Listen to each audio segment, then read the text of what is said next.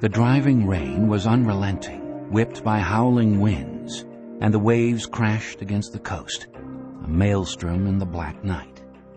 Just offshore, 50 dark figures bobbed, clinging to their buoyant, waterproof haversacks like survivors of a shipwreck. The freak storm was good.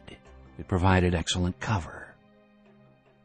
From the beach, a pinpoint of red light flashed on and off twice, a signal from the advance team that it was safe to land. Safe? What did that mean?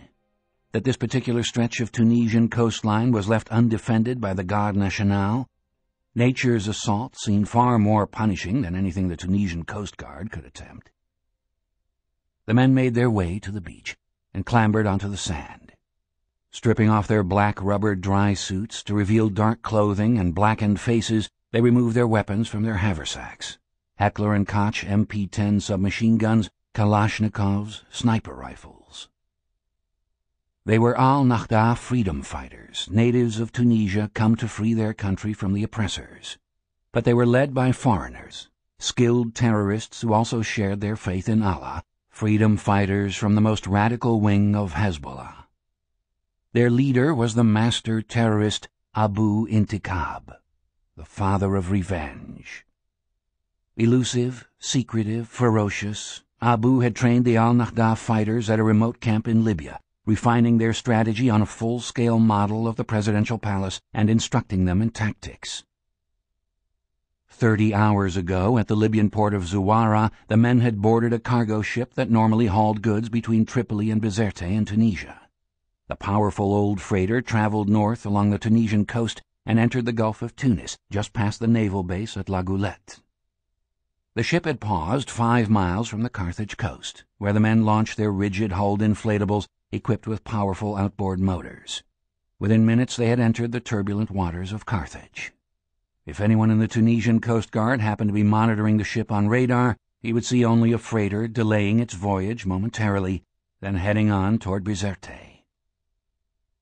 On the shore, the man who had flashed the red signal was hissing orders. Abu.